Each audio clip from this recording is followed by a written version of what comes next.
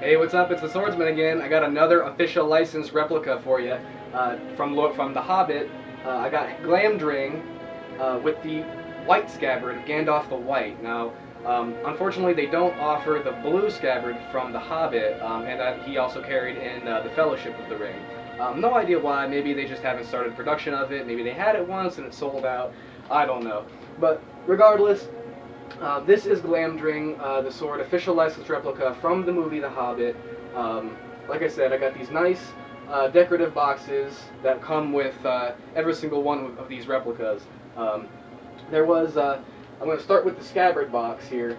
There was a little bit of shipping damage on this one right here. Now, obviously, that's just random. You got to expect that, especially out of UPS, FedEx. They don't really care. They just kind of throw it at your doorstep. But as you say, it says right here, United Cutlery brands, high quality adult collectible knives and swords. This, like I said, the scabbard is from Lord of the Rings. It is actually made of white suede leather, I believe. Don't quote me on that. I know it is real, genuine leather. I'm not sure if it's suede or not. I'm fairly sure it's suede. It comes with these nice white leather straps with some nice buckles on them. Solid metal fittings at the top and bottom to coordinate, match with the sword Glamdring itself. I'll put this one aside here, and I'll get to the other box here. As you see, the sword itself is huge. The box that it came in is definitely got some weight to it itself. The box is got to be at least, I'd say at least 47, 48 inches long. Maybe even longer than that. I'd say it's probably closer to 50 inches long. As it says, The Hobbit, Unexpected Journey. It's got this really nice graphic here of Gandalf the Grey.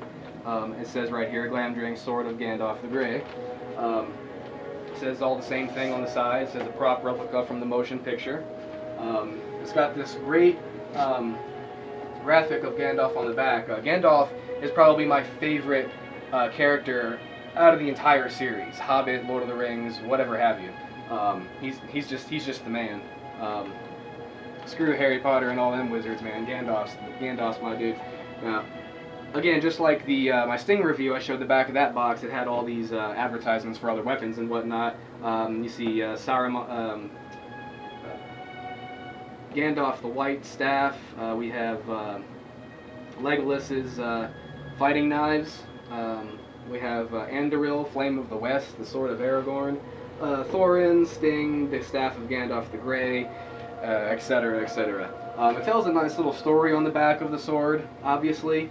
The Third Age of Middle-earth, the old and powerful wizard Gandalf and his company of dwarves came upon a troll lair in Rudar. They found 2 ancient elven swords and a knife. The exact history of these blades are not certain. And it goes on and on from there. I can tell you, however, that the sword itself, Glamdring, once belonged to the High Elven King Turgon of the ancient elven city of Gondolin. Now, the sword itself, the blade measures 35 inches, which is just amazing. It's 48 inches in length overall, the sword itself. It's got solid metal pommel and crossguard with a wooden blue leather wrapped hilt handle. It has these fox blue gems on both sides of the crossguard. I'm not sure what they're made of. They may be plastic, they may be little glass beads. They look really cool though, especially when the light shines through them. Now, obviously, as you see, the sword fits beautifully in the scabbard. As I said in my Sting review, the scabbards are, usually mass-produced, and they won't. You figure they wouldn't fit every single version of the sword that's made, and not everything's perfect. But mine, luckily enough, fit perfectly, beautifully in the scabbard. Now, the crossguard itself has elven engravings. The ancient elven language of Sindarin that was spoken back in those days in the First Age of Middle-earth. The center of the crossguard on both sides reads Glamdring, the name of the sword. And from left to right on the crossguard, going all the way along here, it says a lot more than what I can probably say. I don't speak Elvish. But roughly translated, it says, the sword of Turgon, king of Gondolin, foe of Morgoth's realm, hammer to the orcs. Obviously, it's a lot more long-winded than that, but as I said, I couldn't memorize everything. This has got a rich history in the story of the Lord of the Rings and Hobbit mythology. I know the whole story, but we don't have time to get to the whole story. Let me give you a good up-close look. The sword itself probably weighs a good, I'd say a good 6 or maybe even 7 pounds. Good solid weight to it. When I first picked it up, I didn't expect it to be so hefty. First thing that crossed my mind was, damn Gandalf, you're one strong old man. But then again, technically he's not a man. But we're not going to get into that. I could talk about that for hours. The handle hilt has a very great grip. I believe, like I said, it's made of wood. This has a rat tail tang. The handle is wrapped in brass or copper wiring, and then wrapped in blue leather. This really dark, deep blue leather. I really like it. It gives for a great grip. Now the blade itself is just stunning. It blew me away. It didn't come as sharp as I kind of wished that it would. Now, Sting, when it arrived really sharp. I didn't have to sharpen it at all. Now, however, this sword, it doesn't have it has a small edge on it, like a very, very slight edge.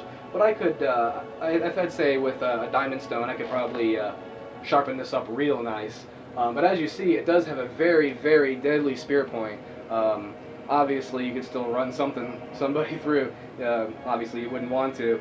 But as you can see, it has a very, very wide and deep blood groove going down the center from the crossguard all the way to the, almost to the tip of the blade. Excellent, excellent sword. I couldn't ask for anything better. Obviously, I'm always impressed with any Lord of the Rings or Hobbit replicas that I come across. You spend good money, and you're gonna get something good in return.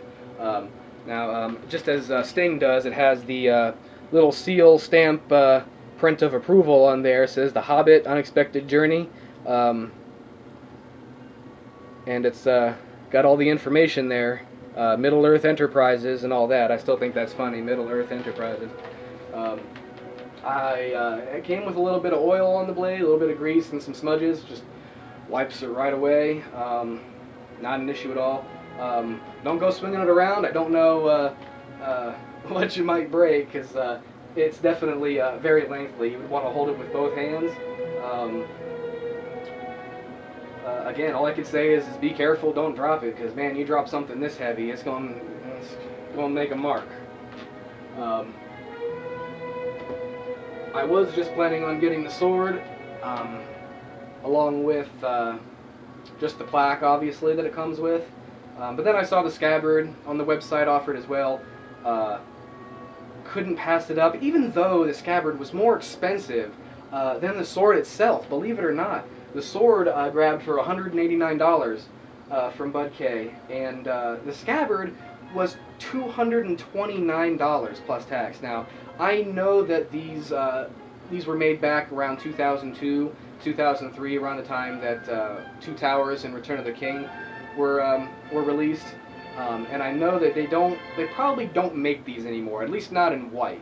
So I probably have one of the last ones that are around. This might have been sitting in a warehouse for, God knows how long. I don't know. I am lucky that I grabbed it though.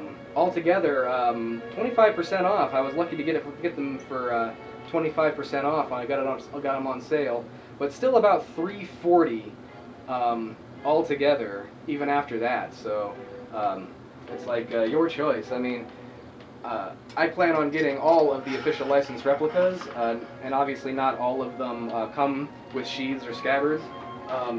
They are offering pre-orders for the swords of Fili and Kili. from The Hobbit. I also see on the noblecollection.com they have the sword of the dwarven sword of Thorin Oakenshield. Again, I haven't seen a scabbard for them, but I would really like to have them. But I would get the swords first. Now, if anybody can help me out with this, I actually got a question.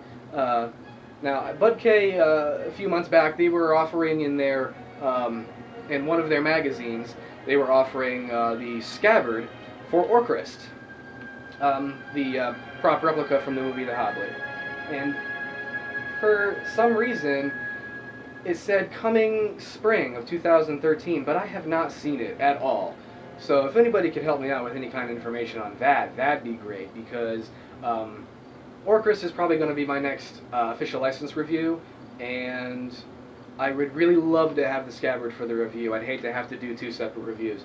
But again, if you're just like staying in on most of my other sword replicas when it comes to fantasy, Lord of the Rings and Hobbit, if you're a fan, get yourself your own version of this. I mean, they look great on your wall. I mean, why wouldn't you get one? Obviously, money restrictions, but, you know, ask for it for a birthday present or Christmas present. I don't know, man. Get your hands on one. You got to do whatever it takes.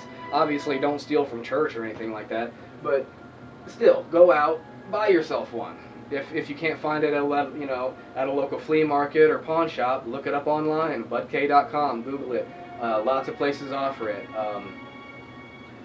Now, I know they also made 1,000 museum collection versions of this sword. Obviously, I would love to get my hands on one of those. They have 1045 carbon steel blades. They come razor sharp, fully functional, full tang. This only has a rat tail tang, but it's still decent enough. You can still swing it around and not worry about falling apart or anything like that. It's a decent, solid, sturdy replica. Again, wish they would have come sharpened a little bit more, but I can take care of that myself. I don't think that's going to be a problem whatsoever. Again, comes with these beautiful boxes to display, all optional. I got lots more swords reviews coming, guys. So stay posted. This is not my first official license review, and not going to be my last. So stay tuned. I still got a couple more coming. Later.